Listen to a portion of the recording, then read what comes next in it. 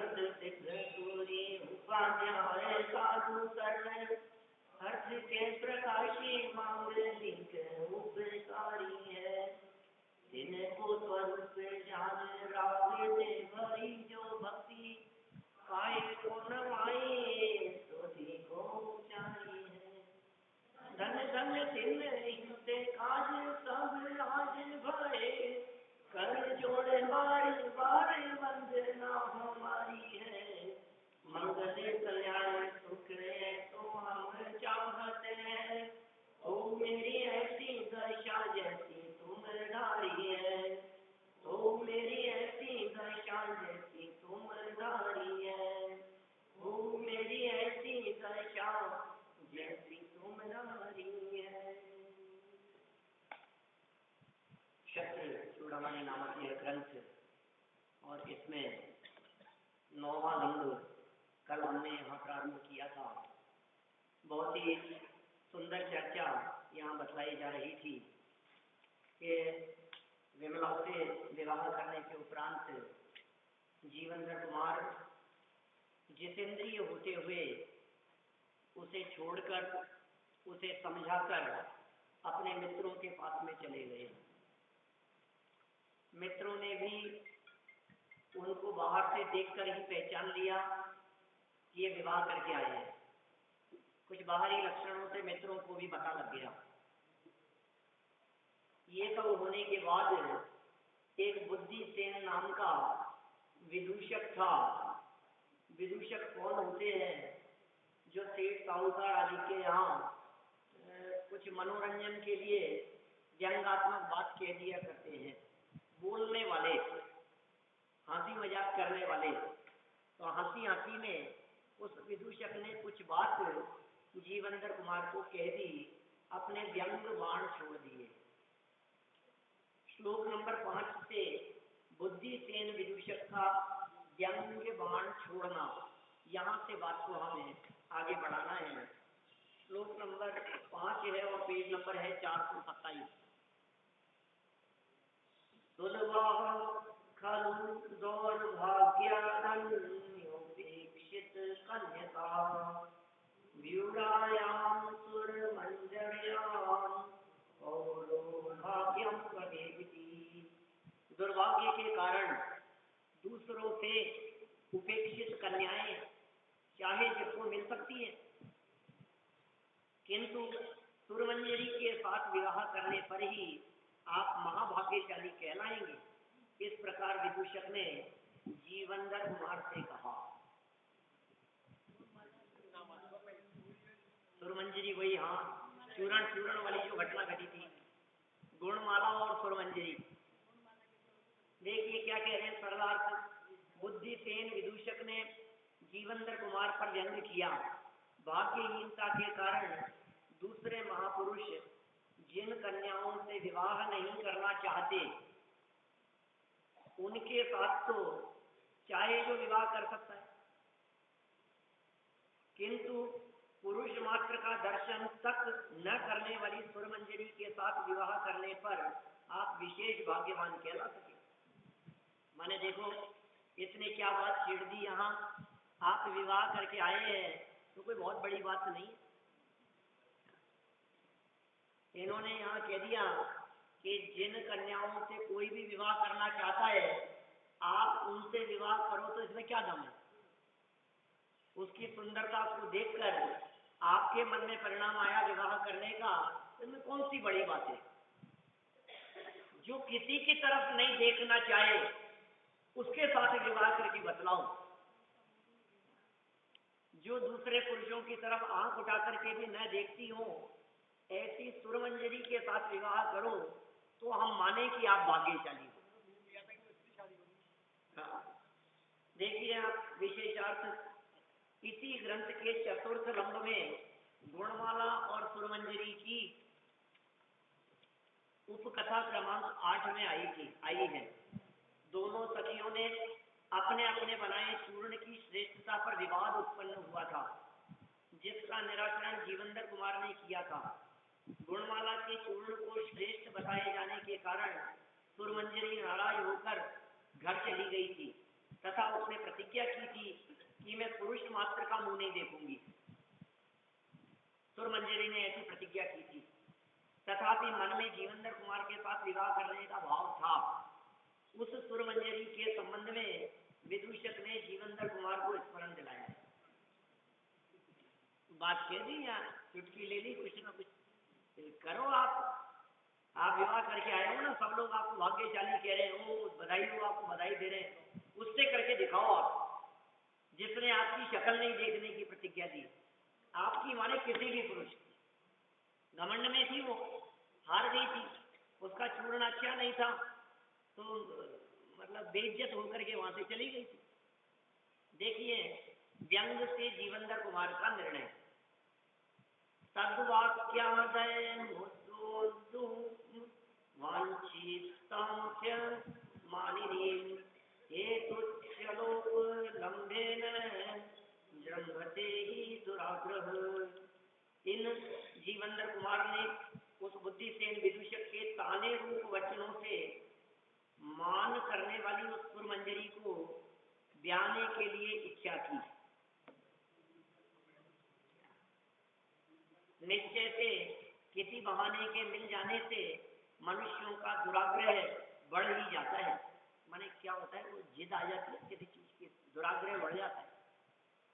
ये कह रहे हैं अब बहाना मिल गया और किसी व्यक्ति ने चढ़ा दिया कि छेड़ दिया, तो अब क्या होता है कि वो आग्रह हो गया, अब तो मैं करके दिखाऊंगा। तुमने ऐसा कैसे कह दिया?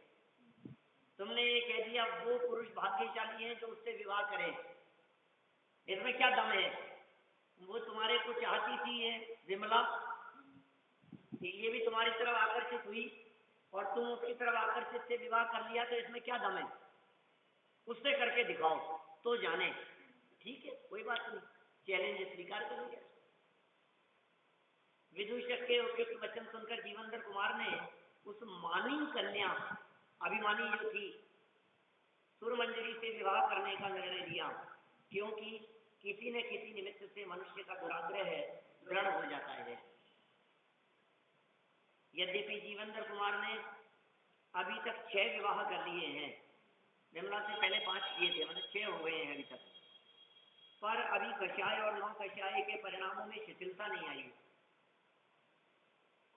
मूल में उनके विचारों में अब भी और विवाह न करने का निर्णय नहीं हुआ है। अब तो बहुत कर लिया, अब नहीं करूंगा, ऐसा निर्णय नहीं हुआ है। विदूषक का व्यंग तो मात्र निमित्त है, जीवंदर कुमार को अभी और कन्याओं से विवाह करने का परिणाम विद्यमान है। साथ ही अनुकूल संयोगों की प्राप्ति हो जाए, ऐसे पूर्वबद्ध पुण्य का उदय भी है। अतः अब उन्होंने सुरमंजरी के साथ विवाह करने का निर्णय ले ही लिया।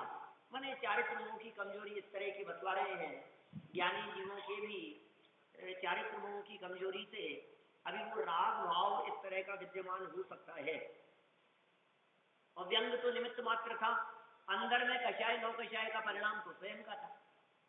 बोलो, ये तो कथन मात्र ही है ना, फिर आप विदूषक ने कह दिया इसलिए कर रहे, इसलिए नहीं कर रहे, परिणाम तो तुम्हारा खुद का है।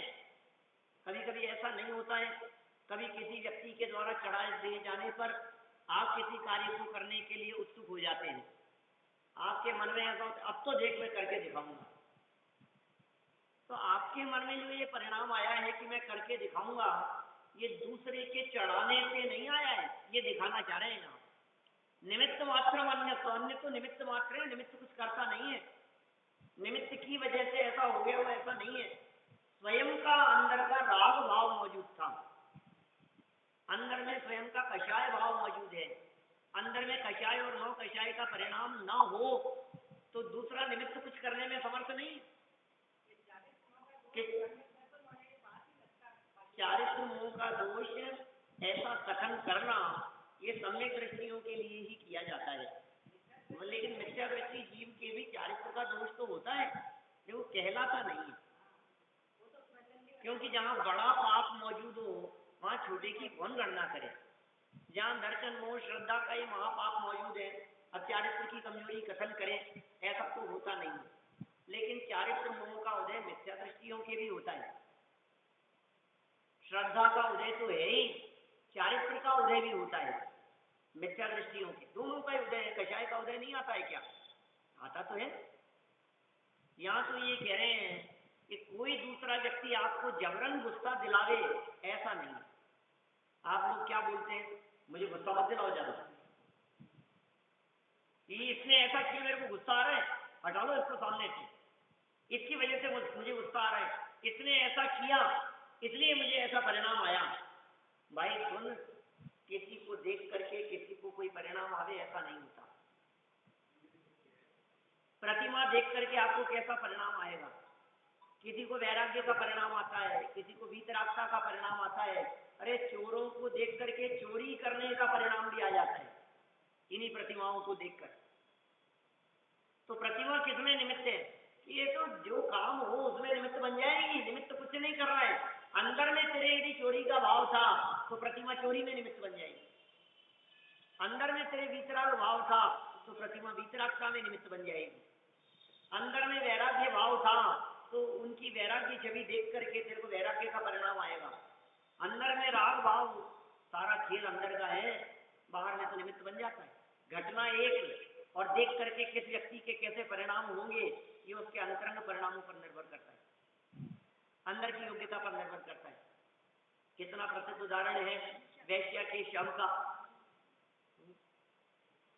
एक वैश्या का शव पड़ा हुआ था, उसे देखकर उधर से गुजरने वाले व्यक्तियों को अलग अलग तरह के परिणाम आते। रोड पर शव पड़ा हुआ है और भीड़ लगी है, वहां अलग अलग व्यक्तियों को अलग अलग तरह के परिणाम आते। जिसको भोग का परिणाम आता है वो सोचता है जिंदा होती तो मैं भोगता। किसी को चोरी का परिणाम आता है तो सोचता है भीड़ इकट्ठी है, नहीं तो इसके जेवर उतार करके ले जाता। चोरी का परिणाम आ रहा है। किसी को परिणाम आ रहा है, देखो क्या दशा है, मनुष्य जीवन बर्बाद कर दिया इसने। वैराग्य का परिणाम आता है, जीवन यूं ही पूरा हो जाता है। देख करके वैराग्य का परिणाम आ रहा है। उधर से गुजरने वाले जंगली पशु को, कुत्ते आदि को परिणाम आ रहा है, कोई नहीं हो तो मैं मांस खा जाऊं, मांस सोच करके खा लूं। अलग अलग तरह के जीवों के। अब घटना तो एक है, दृष्टि सबकी एक ही जगह पर पड़ रही है, लेकिन परिणाम साध्य, सबके विचार अलग अलग है। तो जिसके अंदर में जो भरा होता है, बाहर में निमित्त मिलने पर वो वैसा ही व्यक्त होता है। आप क्या व्यक्त कर रहे हैं, जैसा आपके अंदर में है वैसा। नहीं वो प्रसंग आपके ख्याल में है, किसी पार्टी में, शादी विवाह के प्रसंग पर भीड़ में आप खड़े होकर कॉफी पी रहे हैं एक प्याले में, और अचानक किसी का टक्कर लगी। क्या गिरा?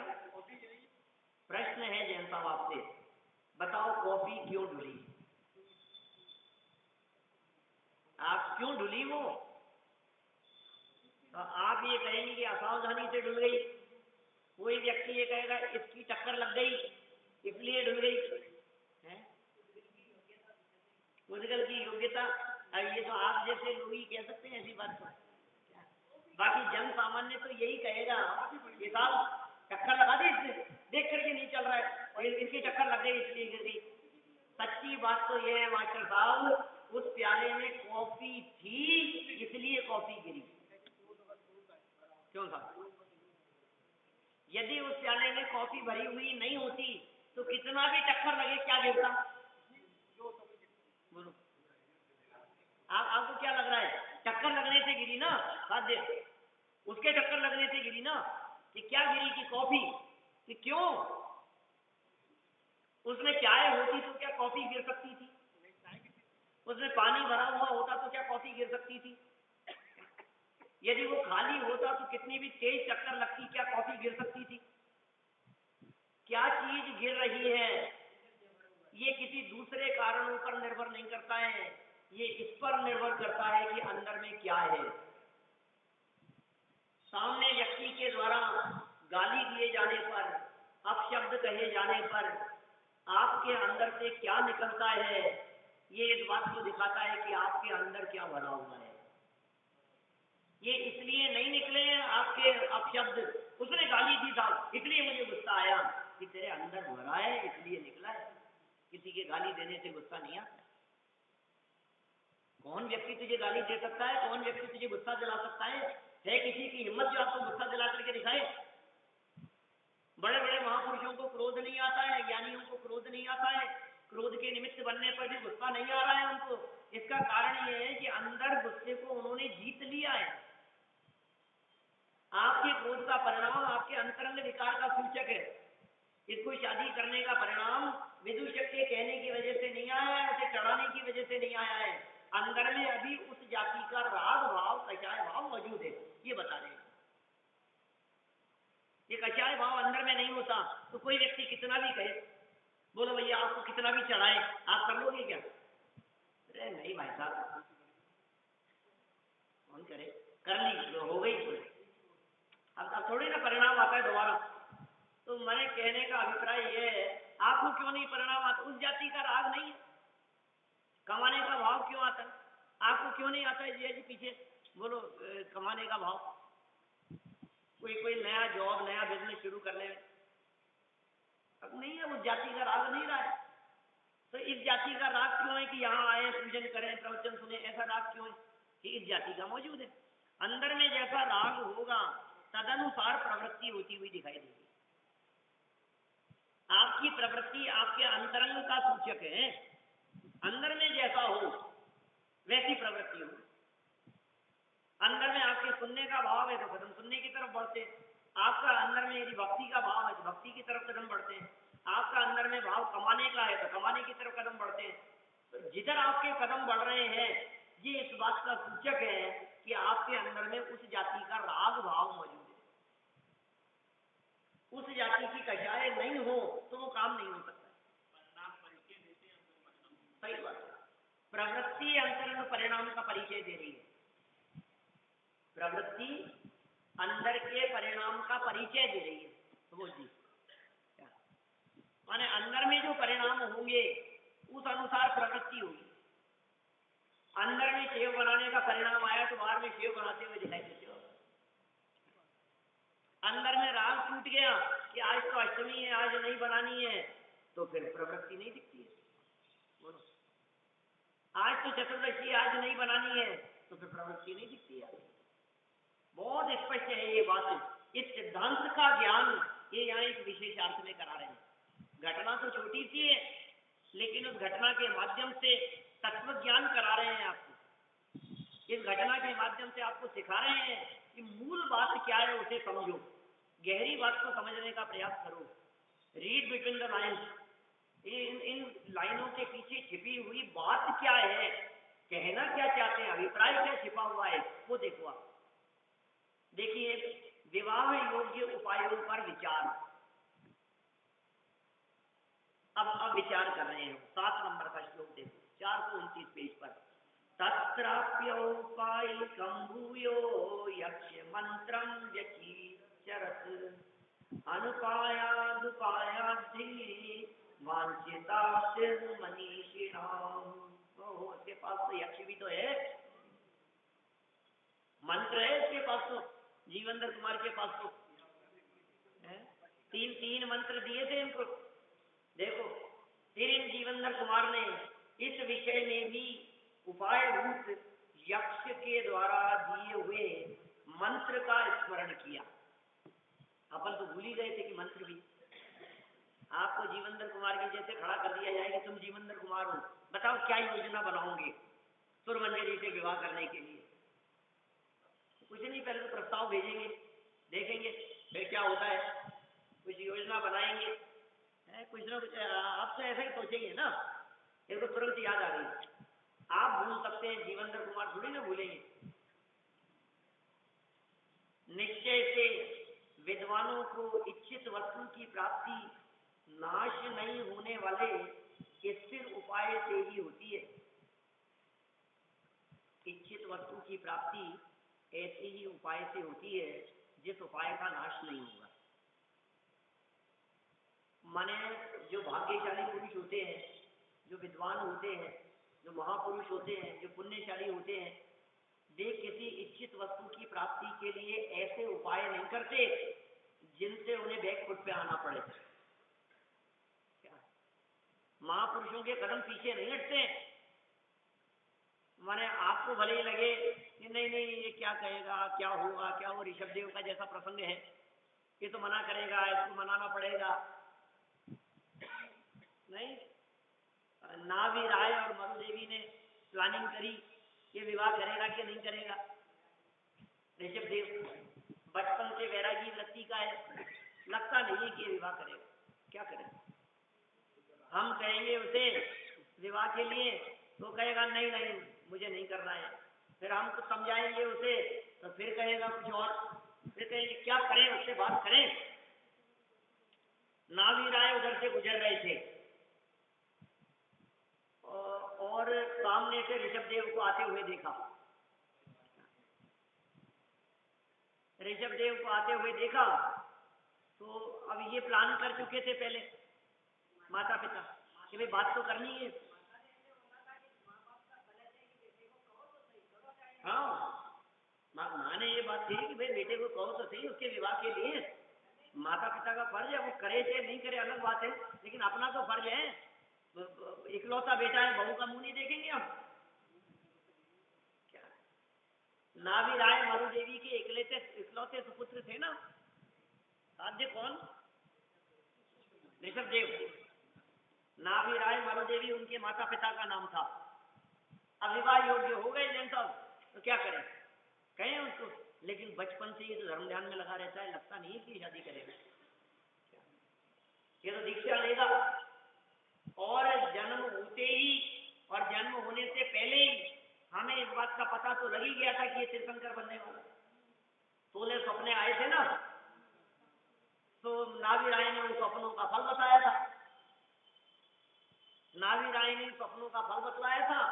फिर उसके बाद रत्नों की बरसात होती रही। 9 महीने गर्भ में रहे तब तक, 6 महीने पहले से 15 महीनों तक रत्नों की बरसात होती रही। और फिर जन्म हुआ तो ऐरावत हाथी लेकर के आ गए थे, पांडु शिला पर ले गए थे।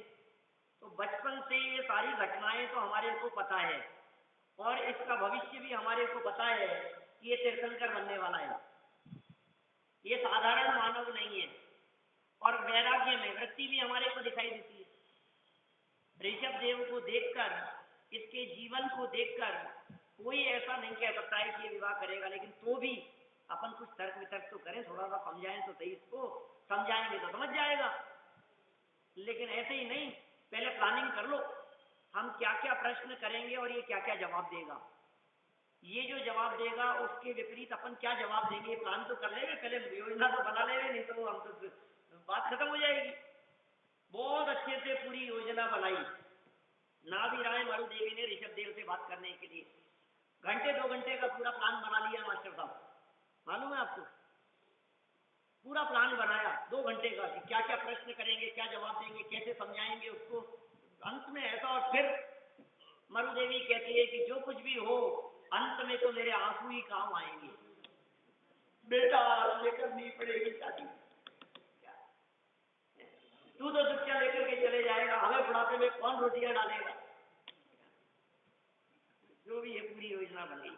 अब योजना बनने के बाद वे नाभि राय जब जा रहे थे तो सामने से ऋषभदेव को आते हुए देखा कि बेटा तेरे से कुछ काम है, बात करनी है बेटे। बोलो पिताजी। ये नहीं ऐसे ऐसे नहीं, शांति से बैठेंगे, फुर्सत में तो बात करेंगे, थोड़ी लंबी बात है कि नहीं, फिर भी बताओ तो सही पिताजी।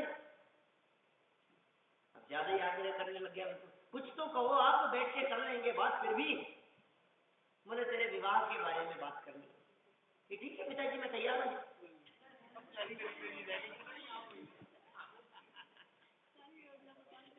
क्या क्या क्या हुआ? वो तो 2 घंटे से प्लानिंग कर रहे थे। ऐसा कहेगा, मना करेगा। इतनी सहजता से खड़े खड़े चलते हुई ठीक है मैं तैयार हूँ, बताइए कब बैठना है। कि नहीं बस बैठना नहीं, अब क्या बैठना है। देखो अंदर में जिस जाति का राग भाव मौजूद है कि करनी है तो करनी है, सीधी सी बात है, और नहीं करनी तो नहीं करनी। माने महापुरुषों की हाँ को कोई नाम ही नहीं बदल सकता है। और ना तो कोई हाँ में नहीं बदल सकता है। ऐसा दिखावा नहीं होता, ऐसा प्रदर्शन नहीं होता कि थोड़ा बहुत तो फॉर्मेलिटी करे कि नहीं नहीं अभी तो नहीं, अभी थोड़ा समय, अभी तो मैं पढ़ रहा हूँ, अभी तो आप राजा हैं, अभी तो हम राजकुमारी हैं, बाद में देखेंगे, अभी अभी तो मन नहीं है, नहीं नहीं मैं तो नहीं करूँगा, फिर भी उनको मनाना पड़े। ये कोई नाटक नौटंकी का काम नहीं है कुछ भी। अंदर में जिस जाति का राग भाव आया, तुरंत उस बात के लिए सहजता से यह बात कह दी है। यहाँ ये क्या बात कह रहे हैं, ये जितने पुण्यशाली पुरुष होते हैं वो जो भी उपाय करेंगे वो सहज पुण्य योग भी इस तरह का होगा, काम भी उस तरह का होगा, निमित्त भी उसी तरह के मिल जाएंगे, और ऐसा नहीं होगा कि वो कहेंगे कुछ और काम होगा और कुछ, ऐसा नहीं होता। हाँ ऐसा ही था, वो चलेगा, फिर मना लो, देखें कोई उनको नेमिनाथ जब जा रहे हैं गिरनार की तरफ, अब मना लो उनके वैराग्य से, कोई मना सकता है क्या? जम्बू स्वामी के साथ में तो हुआ ही ना ऐसा।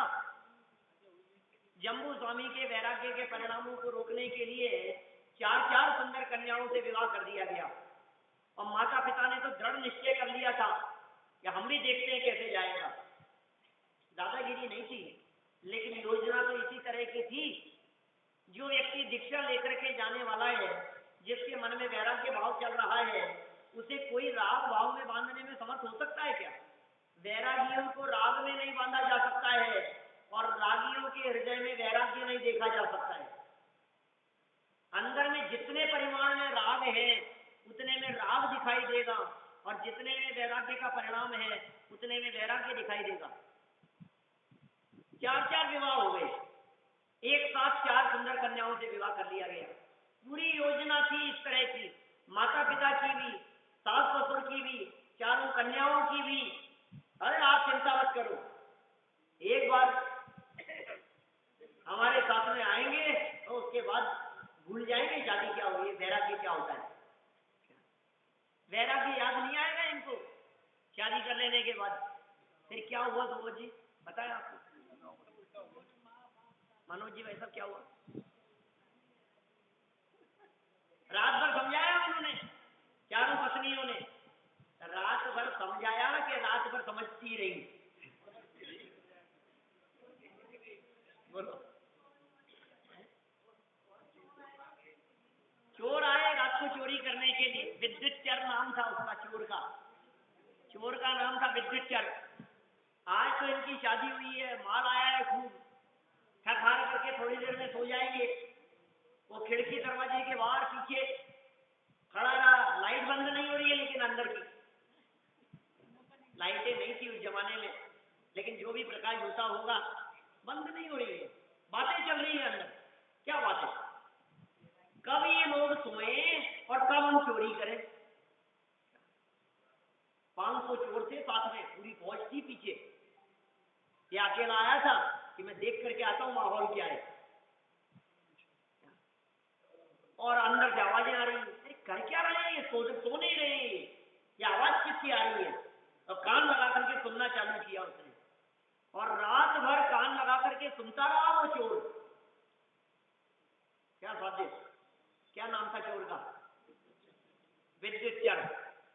रात भर कान लगा करके सुनता रहा, और 4 पत्नियों के साथ में जीवंदर कुमार की जो चर्चा चलती रही, जम्बू स्वामी की, जीवंदर कुमार तो ये है अपने, जम्बू स्वामी की जो चर्चा चलती रही, सुनते रहे।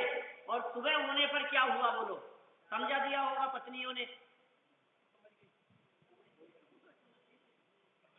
जम्बू स्वामी को तो दीक्षा और वैराग्य के परिणामों को से रोक नहीं सकी, उसके परिणाम तो बदले ही नहीं, जम्बू स्वामी को तो समझा सकी ही नहीं। और हुआ क्या, 4 पत्नियां समझ गई क्यों हो, ये जीवन बहुत क्षणभंगुर है, इसमें सार नहीं है।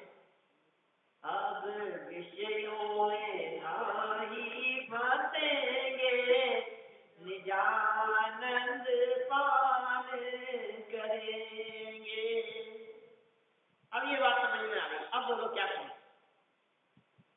कि ये तो जा रहे हैं दीक्षा लेकर, अब हम क्या करें। आज तो शादी हुई है, बोलो आज तो शादी हुई है,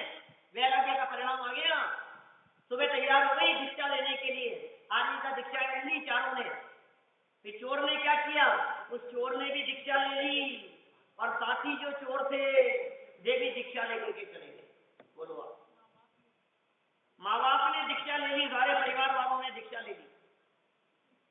कौन समझाए, किसको समझाए? आपको लगता है कि हम समझा देंगे इनको? नहीं समझा सकते, किसी हाल में किसी को नहीं समझा सकते। अंदर में जिस व्यक्ति के जो चल रहा है, आप किसी व्यक्ति के मन में विरोध का भाव चल रहा है, आप उसे समझाने का प्रयास करो। अरे वो लेकर के बैठा है विरोध भाव, आप क्या समझाओगे उसको? कितना भी समझाओ, तुम्हारा हर दबाव उल्टा पड़ने वाला है। कितना भी समझा लो, नहीं समझेगा वो समझाने में। गांठ बांध करके बैठा है ना आपके प्रति, कोई व्यक्ति किसी के प्रति गांठ बांध करके बैठा है, अब उसको कितनी भी अच्छाई उसकी दिखाओ, उसे तो कमियां ही दिखती, उसको तो गलती दिखेगी, उसको तो दोष ही दिखेंगे, उसको तो ये दिखेगा नहीं है, ये तो खराब है, ये तो खराब ही है, मेरे को सब पता है, ये तो खराब ही है। अरे क्या हो गया भाई, सुनो तो सही, दुनिया में हर व्यक्ति खराब भी होता है और अच्छाइयां भी होती है, होगी नहीं, ये तो बेकार है। अरे भाई साहब क्या कर रहे हो आप? गांठ बांध करके बैठा है ना व्यक्ति, तो ऐसा ही होगा। अंदर में राग राग जिसके चल रहा है, अब इनके वैराग्य भाव नहीं है, अंदर राग का भाव है, उस जाति का है। और सुनो, इस जाति का राग भाव चतुर्थ गुणस्थान की भूमिका के योग्य ही है, अयोग्य नहीं है। ऐसा परिणाम आया है। योजना क्या बनाई इन्होंने? ऐसी योजना बनाएंगे, पुण्यशाली है, भाग्यशाली है, ऐसी योजना बनाएंगे जिस योजना में ये फेल नहीं होंगे। ये इस तरह से कदम उठाएंगे जहां से इनको कदम पीछे नहीं हटाने पड़ेंगे। ऐसी होती है पुण्यशालियों की स्थिति। देखिए आप सरल अर्थ विशेष अर्थ में क्या कहते हैं। सरल अर्थ, जीवंदर कुमार ने सोचा कि सुरमंजरी के साथ विवाह करने के लिए सुदर्शन यक्षेंद्र से प्राप्त मंत्र ही योग्य उपाय है, क्योंकि बुद्धिमानों को इच्छित वस्तु की प्राप्ति अमोघ उपायों से ही होती है। अमोघ जानते हैं? रामबाण। अमोघ माने जो असर करेगा ही करेगा, अमोघ माने अचूक, जो चूके नहीं। ऐसा उपाय, ऐसा ही उपाय करते हैं वो महापुरुषों के माध्यम से। ऐसा ही उपाय किया जाता है जो उपाय 100% सक्सेस हो, जिस उपाय में किसी तरह की कमी नहीं हो। ये उपाय करने की जीवंदर कुमार ने सोची। देखिए विशेषण, जीवंदर कुमार ने मरणोन्मुख कुत्ते को ओंकार महामंत्र सुनाया था। अब ये विशेष अर्थ में क्या करते हैं, बार बार में कहानी याद दिलाते रहते हैं। पीछे कहानी कैसी घटी थी? एक कुत्ता मर रहा था, मरते मरते वो मर क्यों रहा था? उसने यज्ञ और हवन की सामग्री को झूठा कर दिया था। उसके झूठा कर लेने पर वो यज्ञ हवन करवाने वाले जो पंडित लोग थे, उन्होंने लकड़ी से उसको खूब पीटा। इस कुत्ते को ये घायल हो गया, अधमरा हो गया। उधर से जीवंदर कुमार निकल रहे थे। इस हालत में देखकर जीवंदर कुमार ने सोचा कि कुछ बचाने का प्रयास करें, और जब यह जाना कि ये बचेगा नहीं, ऐसी हालत हो गई है इसकी, तो कान में नमोकार मंत्र सुनाया। नमोकार मंत्र सुनकर वो कुत्ता मरकर के सुदर्शन नाम का यक्षेंद्र हो गया। वो मरकर के देव हो गया, यक्षेंद्र हो गया, यंत्रवासी देव हो गया। जब वो देव बन गया तो वो लौट करके आया, और आने के बाद जिसके उपकार से वो देव बना था, ऐसे जीवंदर कुमार को 3 वरदान दे करके गया, 3 मंत्र दे करके गया। क्या क्या मंत्र थे बोलो, किसको याद है इस सभा में? नंबर 1 है, बोलो बोलो, कौन बोलो साहब? अच्छा लिखेंगे तुम? चलो पढ़ दो, यही लिखे। देखो देखो विशेष अर्थ में तो क्या हुआ? चतुर्थ लंब उपकथा क्रमांक 7 थी वो। उस यक्ष ने कृतज्ञतावश जीवंदर कुमार को 3 मंत्र दिए हैं। पहला काम रूप मंत्र। क्या? काम रूप मंत्र। ये मंत्र कैसा है? वशीकरण मंत्र है। जिसको चाहे उसको अपने वश में कर लेवे, कंट्रोल में कर लेवे, ऐसा मंत्र है। गान विद्या मंत्र, वीणा बजा करके कुछ ऐसा कर सके। और विषहान मंत्र, माने वो मंत्र बोले तो जहर उतर जाए, ऐसा मंत्र। 3 मंत्र दिए। पंचम लंग श्लोक 27 में दिए। सहसा जीवेंद्र कुमार को इन मंत्रों का स्मरण हुआ और सुरमंजरी से विवाह करने के लिए इन मंत्रों का ही उपयोग करने का विचार किया। भाई मंत्रों का उपयोग करेंगे, एक लगाओ, दूसरा लगाओ, तीसरा लगाओ, काम तो हुआ ही होगा। ये मंत्र है उसके पास में, तीनों ऐसे हैं कि तीनों मिल जाए तो काम नहीं हुआ, ऐसा हो ही नहीं सकता। काम रूप मंत्र के प्रयोग का निर्णय। 8 नंबर श्लोक।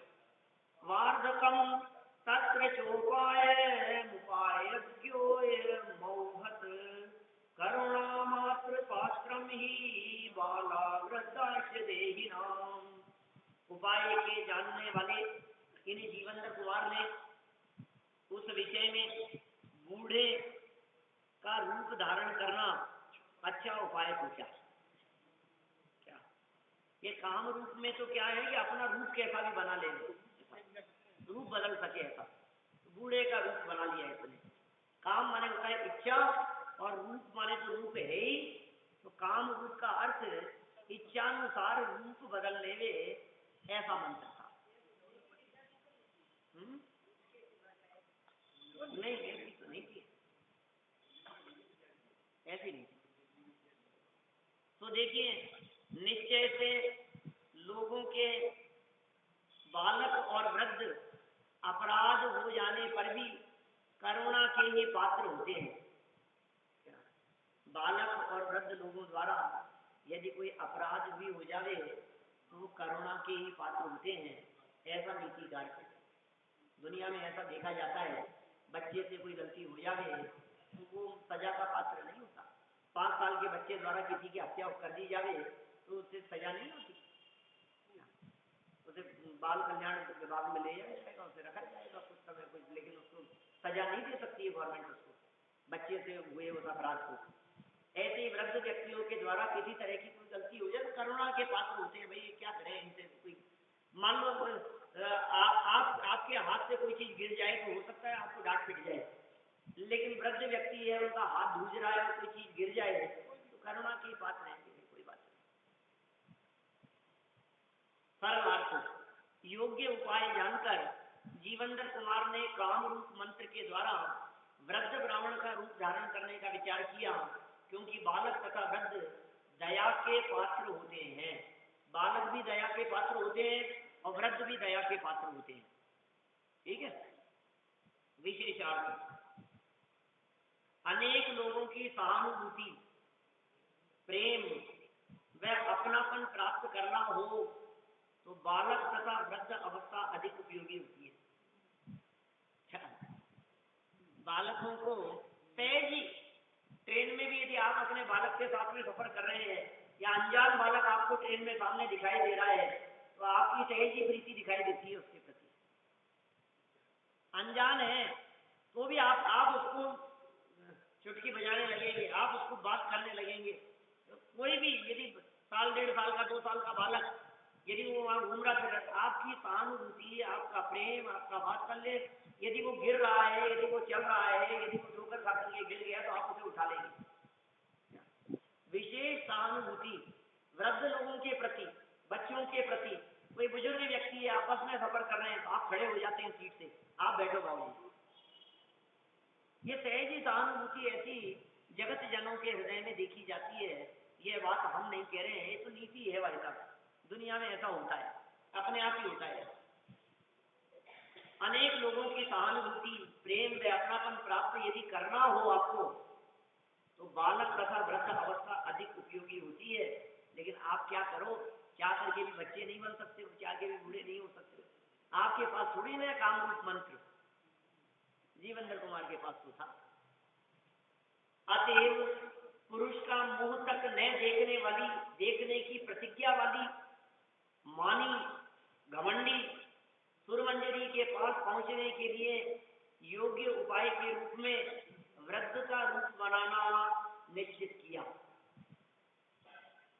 सुरमंजरी के पास में जाना है इनको, अब क्या करें, अब वो तो शक्ल देखना पसंद नहीं करे, किसी पुरुष की शक्ल नहीं देखने की प्रतिज्ञा ली है उसने, तो घमंडी है। नहीं देखना। नाराज हो गई थी वो जीवेंद्र कुमार के निर्णय से। तालाब के किनारे नहाने के लिए आई थी, अलग अलग चूर्ण बनाया करती थी, दोनों सहेलियां थी, सुरमंजरी और गुणमाला। दोनों में किसी बात को लेकर के विवाद हो गया कि मेरा चूर्ण ज्यादा अच्छा है तो मैंने बनाया है, दूसरे ने कही मेरा ज्यादा अच्छा है। तो बोले ऐसे नहीं, निर्णय करो किसका अच्छा होगा। ऐसा विचार किया। तो निर्णय करने के लिए किससे पूछें? तो जीवेंद्र कुमार एक योग्य व्यक्ति दिखाई दिए सामने से आते हुए, समझदार जैसे, उनसे निर्णय करवाया और जीवेंद्र कुमार ने निर्णय किया। चूर्ण को हवा में उछाल करके देखा और निर्णय कर लिया कि भाई गुणमाला का चूर्ण अच्छा है। अपमानित महसूस किया सुरमंजरी ने और उसने निर्णय लिया कि मैं थोड़ी कम सुंदर दिखती हूँ ना, इन्होंने उनके उसका चूर्ण अच्छा बता दिया। आज के ये सारे पुरुष ऐसे ही होते हैं, इन पुरुषों की शक्ल नहीं देखूंगी मैं जीवन में कभी। तो ऐसा निर्णय कर लिया, बाद में प्रतिज्ञा ले ली। बाद में जीवेंद्र कुमार का गुणमाला से विवाह हो गया और बाद में तो निकल गए वहां से, रहने लगे, जो भी निकलते चले गए, 2-4 विवाह और हो गए बीच में। अब ये आज विदूषक ने ये बात कह दी, उससे करके दिखाओ तो जानू, चैलेंज दे दिया। अब क्या करें? तो ये वृद्ध व्यक्ति का वेश बनाकर योजना बनाई इन्होंने कि ऐसा वेश बनाकर जाना उचित है। युवा स्त्री भी वृद्ध व्यक्ति से अपने को सुरक्षित समझती है। वृद्ध व्यक्ति विश्वास पात्र भी लगता है कि भाई अनुभवी हैं, बुजुर्ग व्यक्ति हैं, विश्वास पात्र भी दिखाई देते हैं। ये सब नीतियां हैं ये। देखिए, वृद्ध मनुष्य का रूप धारण करना, और पढ़ लेते हैं अपन। देखिए, वार्धकम तत्क्षणे चास्य मनुमात्म्यस्तो भवत् अनवद्या सती विद्या फलं कापि किं भवेत्। मंत्र की महिमा से इन जीवेंद्र कुमार का उसी समय बूढ़े का रूप हो गया, वृद्ध बन गए।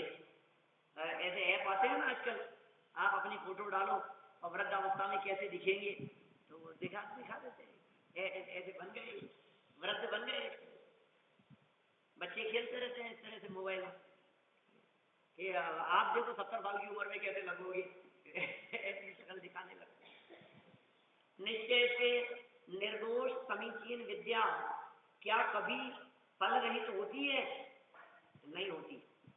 काम रूप मंत्र के निमित्त से जीवेंद्र कुमार तत्काल ही वृक्ष के समान हो गए, क्योंकि समीचीन माने सच्ची, वास्तविक, यथार्थ विद्या कभी निष्फल नहीं होती। अनेक प्रकार के मंत्र हैं और उनसे अनेक प्रकार के कार्य होते देखे जाते हैं, परंतु मंत्र के निमित्त से कुछ कार्य होता हुआ देखकर एक द्रव्य दूसरे द्रव्य का कार्य कर सकता है, ऐसा निर्णय करना अरहत मत के बाहर है। वाह! समय सार गाथा 86 और उसकी टीका देखिए क्या कह दिया है। एक द्रव्य दूसरे द्रव्य का कुछ कार्य कर सकता है? मंत्र से ऐसा कार्य होगा? निमित्त नैमित्तिक संबंध तो है। आपको हाथ उठाने का भाव आया और आपने हाथ उठा दिया, ये निमित्त नैमित्तिक संबंध तो है आपके परिणाम और हाथ का उठना, लेकिन तुम हाथ उठा नहीं सकते।